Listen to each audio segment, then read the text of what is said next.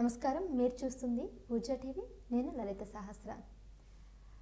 అమ్మవారు విశ్వంలో ప్రతి రూపంలోనూ మనకి కనిపిస్తూ ఉంటుందని అంటుంటారు కదా. అయితే శక్తికి, ఆధ్యాత్మిక శక్తికి ప్రత్యేకమైన రోజు ఏదైనా ఉందంటే అది ఈ పండగే, నవరాత్రుల పండగ. మరి ఈసారి నవరాత్రుల పండగకి సంబంధించి చాలా ప్రత్యేకతలు ఉన్నాయి. దానికి రకరకాలుగా ఈసారి మనం ఎలా పూజలు చేసుకుంటాము, ఏ అమ్మవారికి ఎలా మనం ఆరాధన చేస్తామో అన్నీ కూడా ఈరోజు వీడియోలో తెలుసుకుందాం. మరి ఈ విషయాలు తెలియజేయడానికి ప్రస్తుతం మనతో పాటు ఉన్నారు ప్రముఖ జ్యోతిష్య వాస్తు శిక్షణ నిపుణులు, లలితాదేవి ఉపాసకులు నానాజీ పట్నాయక్ గురువుగారు. మరి గురువుగారిని అడిగి ఈ విషయాలు తెలుసుకుందాం. నమస్కారం గురుగారు. శ్రీమాత్రే నమః. గురువుగారు, మరి ఈసారి దేవి నవరాత్రుల సందర్భంగా మనం 4వ రోజు, 5వ రోజు ఏ అమ్మవారిని పూజించుకుంటాము? మరి ఈ అమ్మవారి యొక్క ప్రత్యేకత ఎందుకు, వీరిని ఎందుకు ఈ 4వ రోజు కానీ 5వ రోజు కానీ పూజ చేయాల్సి వస్తుంది? తప్పకుండా అమ్మ. కాత్యాయని, మహాలక్ష్మి చేస్తూ ఉంటాం. 4వ రోజు కాత్యాయని అండ్ మహాలక్ష్మి ఆరాధన చేస్తూ ఉంటాం. అయితే ఇక్కడ ఏంటంటే కాత్యాయని అమ్మవారు ఆరాధన చాలామంది వివాహం కోసం ఇబ్బంది పడేటువంటి వారు చేస్తారు ఎక్కువగా. అంటే అందరూ చేయొచ్చు, కాకపోతే ప్రత్యేకంగా చేస్తుంటారు. కొంతమంది 7 మంగళవారాలు చేస్తారు, కొంతమంది ఆ గ్రహం ఏ గ్రహం అయితే విగ్గా ఉందో ఆ గ్రహం సంబంధించిన, ఉదాహరణకి గురువు సప్తమాధిపతి పాడే 7 గురువారాలు చేస్తారు. కాకపోతే మంగళవారాలు చేయడం అనేటువంటి మంగళకరమైనటువంటి విషయం వాళ్ళ యొక్క జీవితంలో జరుగుతుందనేటువంటి భావంతో చేస్తారు. ఓకే, కాత్యాయని అమ్మవారి యొక్క ఆరాధన.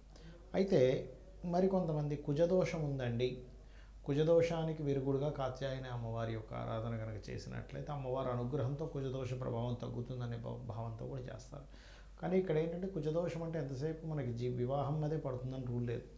అది లగ్నంలో పడింది అనుకోండి, జీవునికి రక్తహీనత లేకపోతే బాగా కోపం రావడం చేస్తుంది. కుటుంబం అయితే కుటుంబంతో గొడవలు, మనీ మూలంగా గొడవలు, అట్లా 3 అయితే ఎక్కువ పరాక్రమం, మిస్కమ్యూనికేషన్స్ వల్ల, 4 అయితే యాక్సిడెంట్స్ అవ్వడం, 4 ఎందులో పడితే యాక్సిడెంట్స్, 5 అయితే సంతానం కోసం స్ట్రెస్, ప్రేమ వ్యవహారాల మూలంగా లేదా ఫ్రెండ్స్ వల్ల స్ట్రెస్.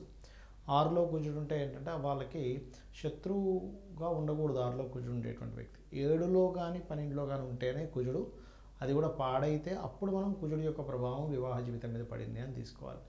9 అయితే తండ్రితో స్ట్రెస్ లేదా పెద్ద బ్యాంకింగ్ రిలేటెడ్. 10 అయితే అంటే ఇక్కడ ఏంటంటే బాగున్నాడు అనుకోండి 10వ స్థానంలో, బాగుంటే ఉద్యోగ సంబంధించిన విషయంలో మంచి గ్రోత్ ఇస్తాడు. ఏకాదశి అయితే భూముల వల్ల లాభం.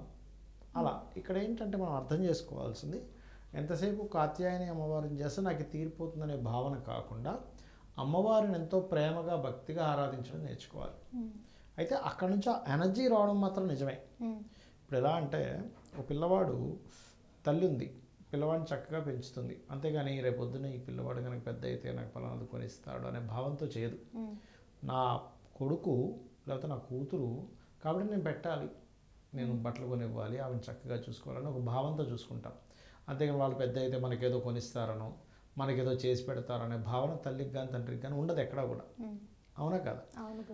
అలా చూస్తే ఎలా అవుతుందంటే పిల్లల్ని మనం చూసినట్టు భావనే అవుతుంది. తల్లి ఒక దేవతను కూడా చూసినట్లయితే మనకేమైపోయిందంటే అలవాటు, ఇది చేసుకుంటే ఇది క్లియర్ అయిపోతుంది కదా, ఇది కనుక క్లియర్ అయిపోతే ఇంకో దేవతను ఏం పట్టుకుందాం అనే భావనలోకి వెళ్ళిపోతున్నాం. మరి ఇన్ని దేవతలు ఎందుకు ఉన్నారు మనకంటే ఒక్కొక్క దాంట్లో ఒక్కొక్క ఎనర్జీ ఫామ్ అయి ఉంటుంది.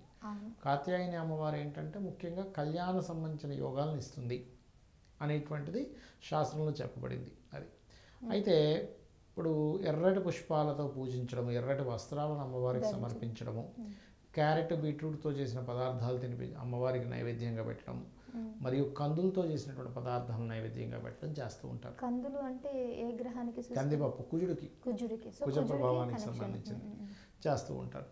మరి కొంతమంది ఏంటంటే ఆ రోజు అమ్మవారిని పూర్తిగా కుంకుమతో ఆరాధన చేస్తారు. శ్రీచక్రంలో ఓం కాత్యాయని దేవి నమః అని, లేనట్లయితే శ్రీచక్రం లేదు, ఇంట్లో పటం ఉంది, ఆ పటం దగ్గర వేస్తూ చేస్తూ ఉంటారు. ఆ రకంగా చేసుకోవచ్చు.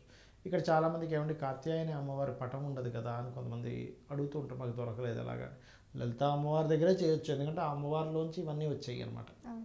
ఆ రకంగా సో కాత్యాయని అమ్మవారి యొక్క ఆరాధన చేయడం అనేటువంటిది కేవలం వివాహం ఒక్కటే కాకుండా వాళ్ళలో తెలియని ఒక శక్తి కూడా పెరుగుతుంది.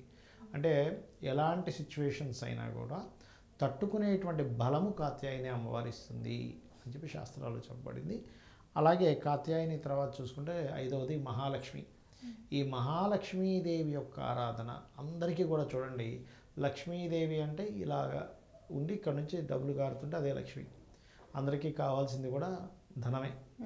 కానీ మనం ఇక్కడ అర్థం చేసుకోవాల్సింది ఏంటంటే ఒకే అమ్మవారు, ఒకే లక్ష్మి రకరకాల మార్గాల్లో ఉంది. సంతానము, విజయము, వీరత్వము, అలాగే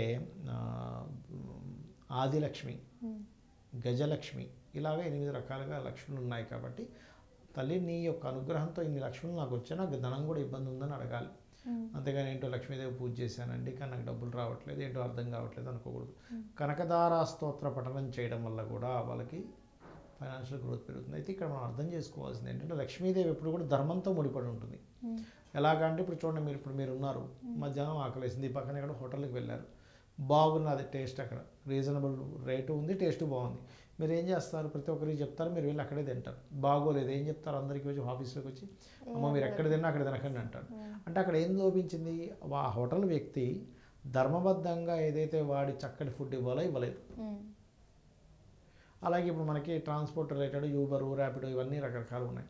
అందులో ఏదైనా ఒక కంపెనీ వాళ్ళు రీజనబుల్ రేట్లు పెడుతున్నారు, అప్పుడు మీరు ఏం చేస్తారు, అందరికీ అరే ఇందులో యూబర్ బాగుంటుంది, లేకపోతే ఓలా బాగుంటుంది, లేకపోతే ర్యాపిడో బాగుంటుంది చెప్తారు, ఏది బాగుంటే అది. ఎందుకు అంటే ప్రతి వ్యక్తి కూడా ధర్మబద్ధంగా ఉండే దాని గురించి ఆలోచిస్తూ ఉంటాడు.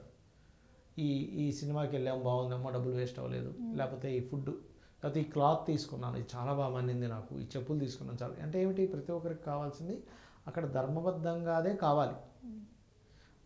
అంటే ధర్మం అంటే ఏంటి, వాళ్ళు చేసే పని పర్ఫెక్ట్గా చేయడం. ఎప్పుడైతే మనం చేసేటువంటి పని మనం పర్ఫెక్ట్గా చేస్తామో అక్కడ లక్ష్మీదేవి ఉండి తీరుతుంది. అందుకే అమ్మవారి నామాల్లో ధర్మాధ్యక్ష, ధనాధ్యక్ష, ధనధాన్య వివర్ధిని నమః చేసుకుంటారు. అలాగే సంపత్కరి సమారూఢ సింధుర బ్రజ సేవితాయే నమః మంత్రం చేసుకుంటే కూడా వాళ్ళకి ధన సంబంధించిన విషయంలో బాగుంటుంది. అమ్మవారికి తెలుపు లేదా పింక్ కలర్ శారీస్ కడతారు, పాయసాన్ని నైవేద్యంగా పెడతారు.